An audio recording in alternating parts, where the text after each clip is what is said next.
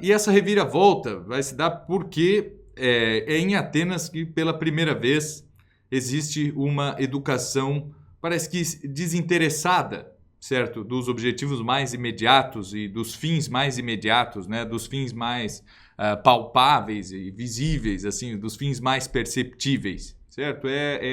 Em Atenas pela primeira vez na história e a partir de então para sempre, certo? De uma vez por todas, a educação será um fim praticamente em si mesmo, certo?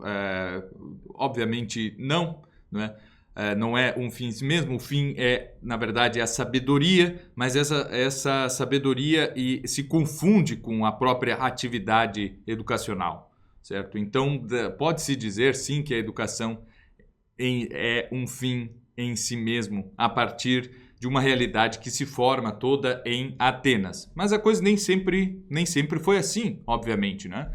Como nós vimos, e já é a terceira aula que eu vou repetir isso, certo? É importante que exista uma formação militar, né? E aí nós pegamos um exemplo muito mais recente, pegamos aquele exemplo lá de Portugal, não é? Quando nós vemos a educação que teve a Dom Afonso Henriques, certo? Que foi uma formação totalmente militar, mas é por ter tido uma formação militar ligada, que não é somente do manejo das armas e da estratégia e tudo isso, mas é também uma formação ligada àquele solo, certo? E aquela nação, e aquela língua, e aquela cultura em si, certo? Que fez com que Portugal realmente surgisse, né? Simplesmente... não foi assim, não, primeiro nós vamos aqui formar um grande erudito que vai ser o novo rei e tudo isso, e aí sim nós poderemos ter uma verdadeira nação. Isso aí, em parte, pode ser que aconteça, mas não é o que nós vemos na história inteira da educação. Nós vemos que realmente existe, as civilizações só conseguem se fixar quando existe uma classe educada, e aí nós vamos lá mais na antiguidade, certo? Vamos falar de Mesopotâmia e Egito e tal, nós vamos ver aquela cultura do escriba, certo? E tudo isso, esse pessoal que lida com a burocracia toda ali do local para que a sociedade possa se desenvolver economicamente e organizacionalmente, certo? É importante essa figura do escriba e que sejam muitos, né? Não basta ter ali meia dúzia de escribas para sustentar uma civilização como as civilizações da Mesopotâmia ou o Egito, certo? Sempre foi necessário muita gente. Ou uma tradição tão vital como é a tradição hebraica, certo? Que nós ainda não vamos falar de Israel somente quando formos falar de cristianismo, certo? Mas também ali no antigo Israel existe essa formação do escriba como muito importante. Mas primeiramente nós precisamos ter uma formação militar, nós precisamos ter uma formação dos exércitos, certo? E o exército, ele constitui uma nobreza, certo? Uma nobreza que um porquê, não é para todo mundo, não é todo mundo que pode se dedicar àquele ócio, certo? Que pode se dedicar a horas de treinamento, de exercício, certo? E de ludos e de jogo e tudo isso, né? Como nós já falamos aqui. Então, existe essa nobreza. Se vocês lerem lá no Camões, não é? Quando o próprio Mosaide, no canto 8, explica, no canto 8 ou no 9, explica como funciona a Índia, não é? Que eles têm a casta sacerdotal, tem os naires ali, que são os nobres, e depois tem os cidadãos comuns, não é? E somente no exército participam os naires. Certo? Existe sempre essa nobreza e quando a gente fala em Grécia, né, é assim, porque para o sujeito conseguir comprar os equipamentos para o exército, né, ele conseguir mandar forjar uma espada, uma lança, um escudo, né, fazer um escudo ou qualquer coisa assim, o sujeito tem que ter um pouco de dinheiro, né? Então a família dele tem que ter já um pouco de dinheiro para poder investir nisso. Se a gente vê na Idade Média, é a mesma coisa, certo? Um sujeito não pode ser cavaleiro se ele é um pobre coitado. Ah, eu não tenho nada, certo? Não tenho um tostão furado no bolso, eu vou lutar. Não, porque para lutar precisa de armas, e as armas custam dinheiro, precisa de uma armadura, certo? Se vocês viram aquele filme do São Francisco, que é excelente, aconselho todos a verem, não é? São Francisco de Assis, eu acho que se chama Chiara e Francesco, em que lá no início do filme ainda ele pretende, né, São Francisco na sua juventude pretende ser cavaleiro, e o seu pai, que era um comerciante de sucesso, um comerciante de tecidos, investe mesmo na formação de Francisco, certo? Que é bastante frustrado, ele logo do início já cai prisioneiro, ali numa disputa que havia entre Assis e uma outra cidade, né, mas ele pôde ser cavaleiro porque o seu pai pôde ir lá comprar todas as coisas, né? Comprou armadura, comprou roupas, comprou, né, espada, escudo, essas coisas todas que o sujeito, para ser um cavaleiro, ele precisa, certo? O que é bastante natural. Como é que vai financiar um exército, certo? Somente as nações modernas e muito recentemente conseguem fazer isso, certo? Mesmo em Roma, né, o sujeito poderia ascender socialmente servindo na legião, certo? Mas não era também para qualquer um. O sujeito ele tinha que ter algum tipo de financiamento privado ali e particular, não é? Mas era muito mais fácil ingressar no exército em Roma, e é por isso também que Roma constitui, né, suas vastas legiões e tal, mas em princípio não é para qualquer um. O sujeito que é um pobre coitado, primeiro o sujeito tem que ser um cidadão livre, né? Até porque tu não vai confiar em alguém que não seja livre, certo? Ele tem que ser alguém que lute pela sua própria liberdade. Já que eu sou livre, eu vou lutar para mantê-la, certo? Se for um escravo, não adianta nada, né?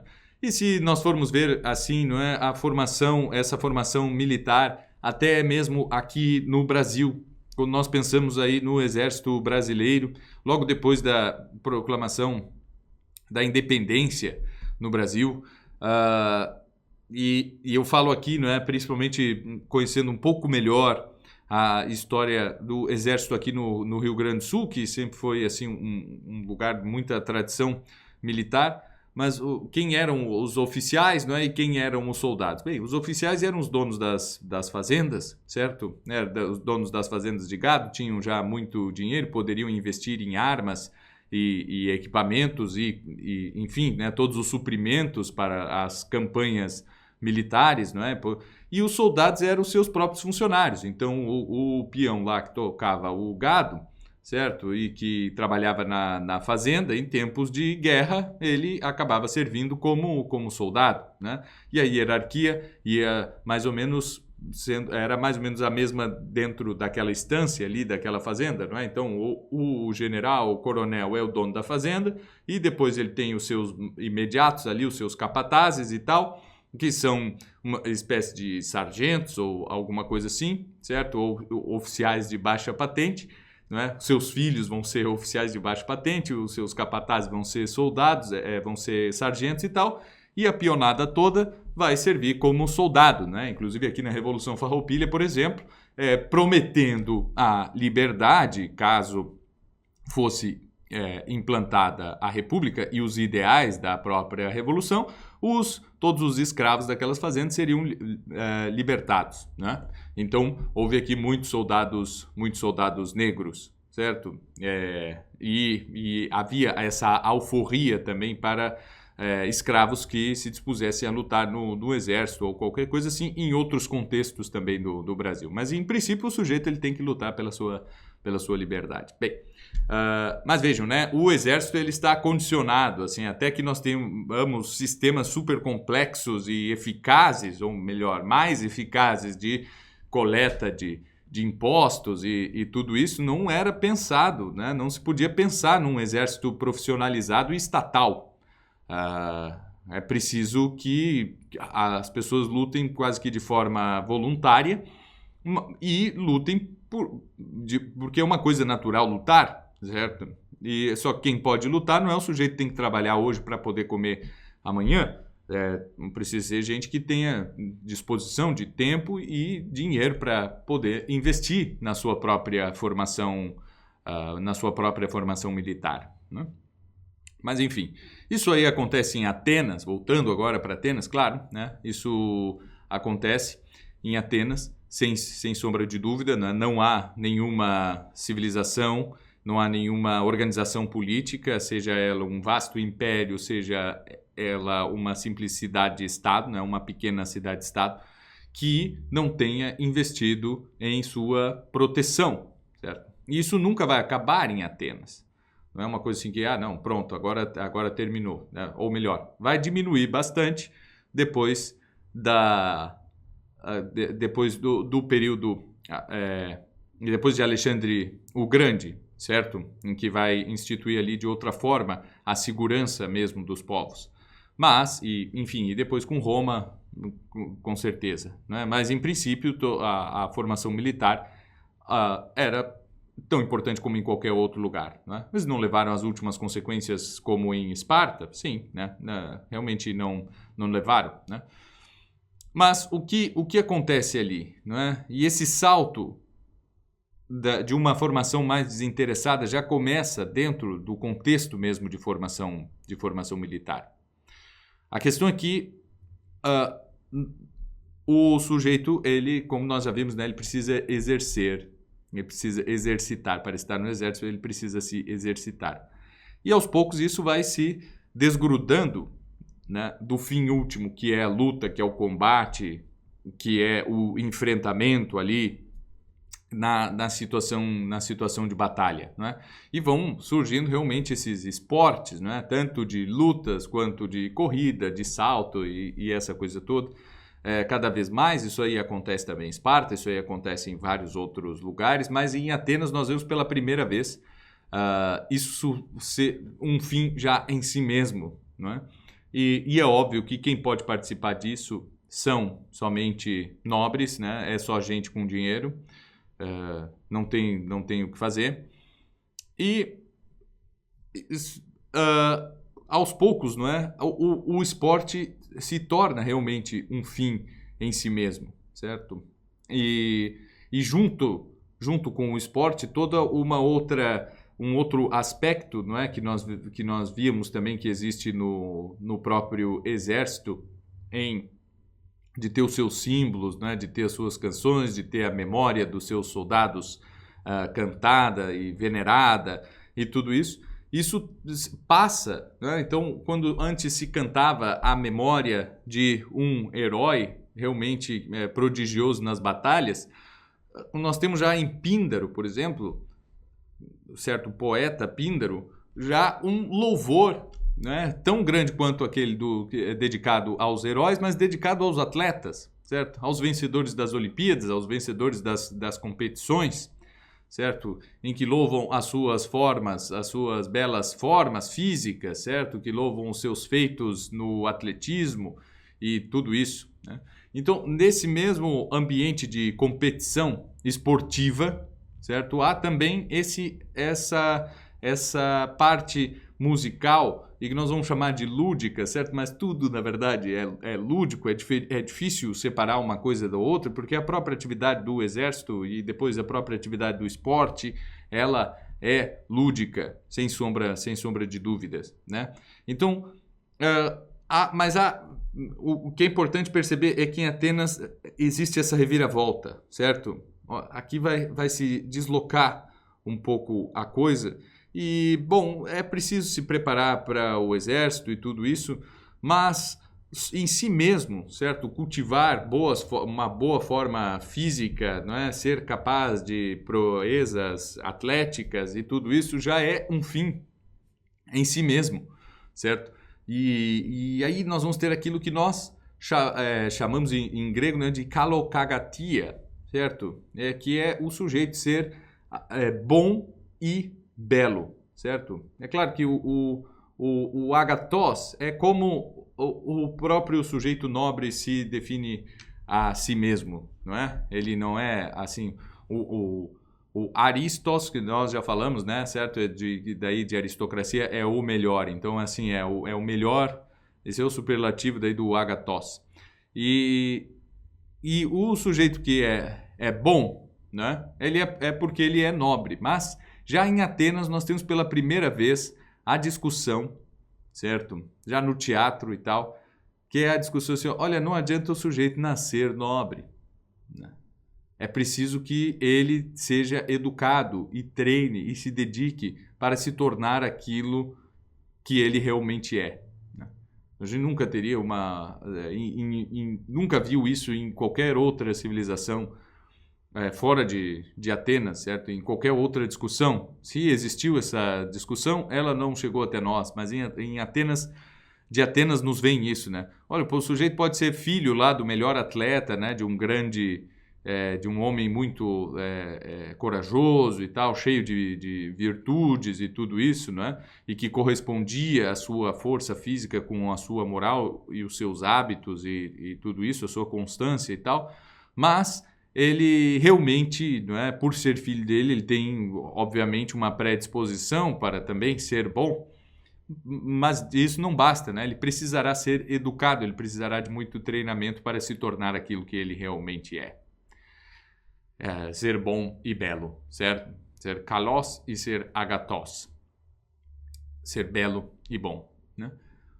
E, bom, e aí a gente vê que isso já vai se deslocando, né? Porque depois que nós temos essa discussão, né? É somente tendo essa discussão em primeiro lugar, olha, não adianta nascer nobre para realmente ser nobre, é preciso ser educado para isso, certo? O sujeito, se ele for deslocado daquela família ali, ele não vai ser nobre, se o seu pai não der a mesma educação que ele recebeu, ele não será nobre. E é somente depois dessa discussão que nós vamos poder ter a discussão. Olha só, mas se a gente educar um sujeito lá que é um filho de um camponês, de um pobre coitado e tal, e como um nobre, ele também não vai ser nobre, certo? E a resposta é sim, né? E isso nós vamos encontrar na Grécia aos poucos, né? Essa questão sendo muito debatida, certo? Já em Platão nós temos isso em Isócrates, nós temos depois, durante todo o helenismo, certo? Isso já prepara os ânimos para aquela velha discussão lá de São Paulo, não é? Que discutia se o batismo poderia ser ministrado também aos pagãos, não é? Não somente aos judeus, não é? E São Paulo diz, não, é para todo mundo, né? Contrariando até mesmo Pedro, que não, em princípio não discordou com São Paulo, mas ele próprio, né, São Pedro, não batizava pagãos, só batizava judeus.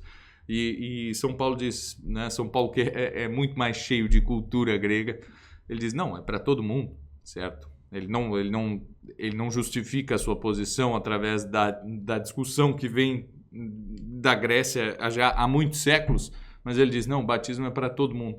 E para nós chegarmos num tempo em que nós dizemos que a educação é para todo mundo, certo?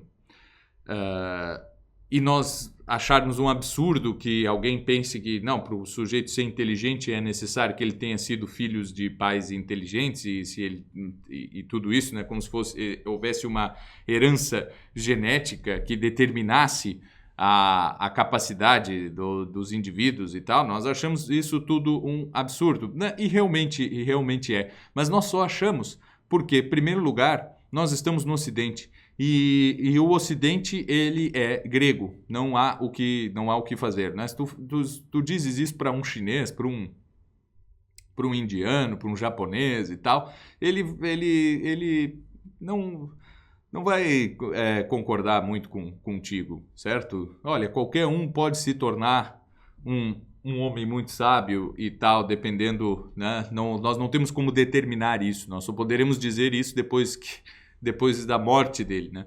Nós não temos como saber assim, se alguém será bem-sucedido ou não pela sua simples árvore genealógica. Até porque nós vemos o contrário disso, né? Nós vemos aí gente muito boa que tem filhos que são completos idiotas, né? Moralmente, né? Não só intelectualmente, mas também moralmente, ou mesmo no esporte, ou qualquer coisa assim, né? Em qualquer ramo que ele se desenvolva, né? O principal, eu acho que nós vemos isso, são com os empreendedores, né? Tu tem lá um sujeito que constrói um império e depois... né, com seus negócios e tal, e os filhos vão jogando tudo para o lixo, né? Como está lá no Thomas Mann, nos Buddenbrock, na história da família do próprio Thomas Mann, que ele muda ali o sobrenome, né? Isso aí é assim, certo? E, no fim, por que é assim, né? Como é que pode ser isso, né? Como é que o sujeito pode nascer rico e depois jogar tudo fora, né? A gente se revolta com esse tipo de coisa, né? E nós nos revoltamos com as pessoas que jogaram um patrimônio que foi construído pelos pais ou pelos avós, que jogaram tudo isso aí fora, né? Mas normalmente a gente não se revolta quando o sujeito joga todo um patrimônio intelectual que foi adquirido pelos seus pais, não é? E que ele não soube aproveitar, não é? Então o sujeito que extremamente inculto e que não quer saber de estudar e nem nada disso, tendo a oportunidade de ter estudado em boas escolas, ter uma vasta biblioteca em casa e dinheiro para fazer viagens ou qualquer coisa assim, nós nos revoltamos se a pessoa não aproveita essa educação, né? E porque no fundo é tudo educação, certo? O pai lá, o empresário, ele não tem certa culpa em que o filho tenha jogado seu patrimônio fora? Em princípio, sim, né? Porque normalmente ele não põe o filho para trabalhar lá de porteiro quando ele tem 12 anos, porteiro da empresa, né? E quando o filho tem 25, já terminou a faculdade, ele dá um cargo de gerência lá pro filho, né? E normalmente, né, isso não é uma boa educação, certo? Porque então o pai às vezes tem culpa, sim, né? Mas é por uma questão de educação.